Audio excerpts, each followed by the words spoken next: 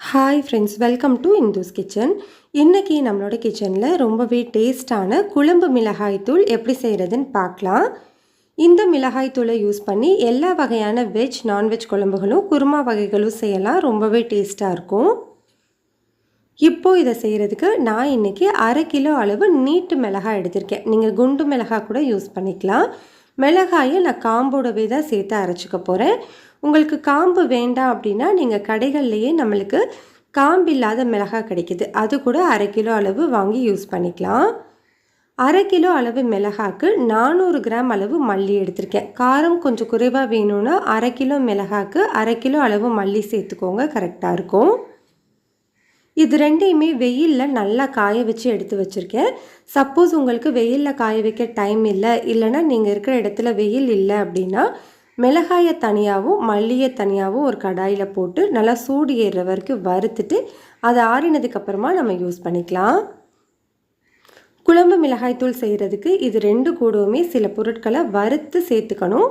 அதுக்கு ஒரு கடாயில் 100 கிராம் அளவு சீரகம் சேர்த்துக்கிறேன். மெஷரிங் கப்பில் 1/2 கப் அளவு இருக்குது.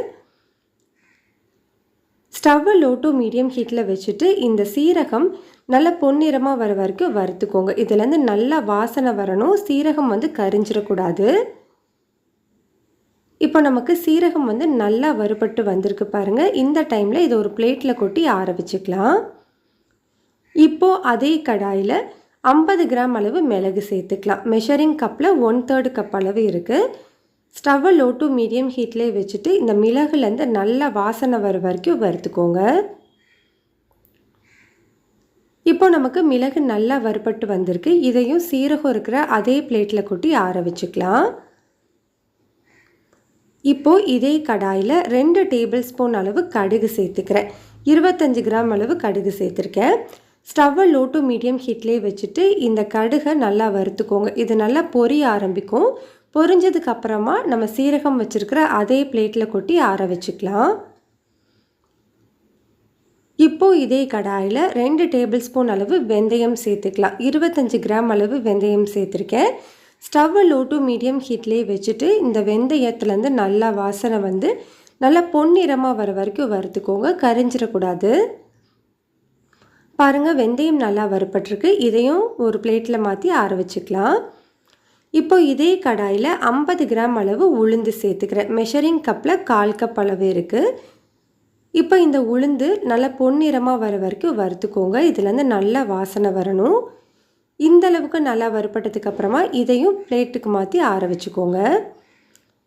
இப்போ அதே கடாயில் 1/4 கப் அளவு கடலைப்பருப்பு, 50 கிராம் அளவு கடலைப்பருப்பு எடுத்திருக்கேன். அதை நல்லா வறுத்துக்கோங்க. கடலைப்பருப்புலேருந்து நல்லா வாசனை லைட்டாக கலர் மாறுற வரைக்கும் வறுத்துட்டு இதையும் ஆற வச்சுக்கலாம். இப்போ அதே கடாயில் 50 கிராம் அளவு துவரம் பருப்பு சேர்த்துருக்கேன். துவரம் பருப்புலேருந்து நல்லா வாசனை லைட்டாக கலர் மாறுற வரைக்கும் வறுத்துட்டு ஆற வச்சுக்கலாம். இப்போது அதே கடாயில் 50 கிராம் அளவு அரிசி சேர்த்துக்கோங்க. எந்த அரிசி வேணும்னாலும் நீங்கள் சேர்த்துக்கலாம். நான் இன்றைக்கி இட்லி அரிசி சேர்த்துக்கிறேன். ஸ்டவ்வை மீடியம் ஹீட்லேயே வச்சுட்டு இந்த அரிசியிலேருந்து நல்லா வாசனை லைட்டாக கலர் மாறுற வரைக்கும் வறுத்துட்டு இதையும் ஆற வச்சுக்கோங்க. இப்போது இதே கடாயில் 2 கைப்பிடி அளவு கருவேப்பிலை சேர்த்துருக்கேன். மெஷரிங் கப்பில் 1/2 கப் அளவு இருக்குது. கருவேப்பிலையில் சுத்தமாக ஈரப்பதம் இல்லாமல் நல்லா ட்ரை ஆகிற வரைக்கும் வறுத்து எடுத்துக்கோங்க. இந்த அளவுக்கு நல்லா வறுப்பட்டதுக்கப்புறமா இதையும் அதே பிளேட்டுக்கு மாற்றிக்கலாம்.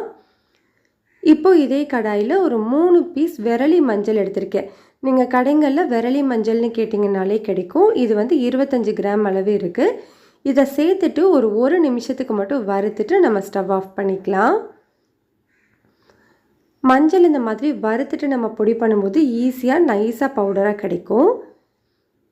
இப்போ இதெல்லாமே நல்லா ஆறி இருக்குது. ஆறினதுக்கப்புறமா நம்ம ஏற்கனவே எடுத்து வச்சுருந்த மிளகாய் மல்லியோடு சேர்த்துடலாம். இப்போ இதை நீங்கள் மிஷினில் கொடுத்து அரைச்சி எடுத்துகிட்டு வந்துடலாம்.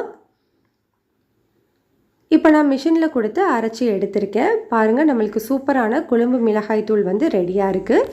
மிளகாய்த்தூளை நம்ம வாங்கிட்டு வந்த உடனேயே வீட்டில் நம்ம நியூஸ் பேப்பர் விரிச்சிட்டு அதில் நல்லா இந்த மாதிரி தூளை பரப்பி விட்டு நல்லா ஆற வச்சுருங்க. ஆறினதுக்கப்புறமா ஒரு ஏர்டைட் பாக்ஸில் போட்டு ஸ்டோர் பண்ணிக்கோங்க. அப்போது தான் நம்மளுக்கு மிளகாய் தூள் வந்து கலர் மாறாமல் இருக்கும். நம்ம அந்த சூட்டோடவே வச்சுட்டோம் அப்படின்னா மிளகாய் தூள் வந்து கருத்து போயிடும். அப்புறம் குழம்பு எல்லாமே கலராக இருக்காது. இந்த குழம்பு மிளகாய் தூளை நீங்கள் ஒரு 6 மாதம் வரைக்குமே ஸ்டோர் பண்ணிக்கலாம். ரொம்பவே நல்லாயிருக்கும். இந்த குழம்பு மிளகாய் தூளை யூஸ் பண்ணி நீங்கள் எல்லா வகையான வெஜ் நான்வெஜ் குழம்புகளும் குருமா வகைகளும் செய்யலாம். ரொம்பவே நல்லாயிருக்கும். இந்த ரெசிபி உங்களுக்கு பிடிச்சிருந்ததுன்னா லைக் பண்ணுங்கள், ஷேர் பண்ணுங்கள், கமெண்ட் பண்ணுங்கள். மறக்காமல் இந்துஸ் கிச்சனை சப்ஸ்கிரைப் பண்ணிவிட்டு கூடவே பெல் பட்டனையும் கிளிக் பண்ணி ஆளுங்கிற பட்டனையும் கிளிக் பண்ணிக்கோங்க.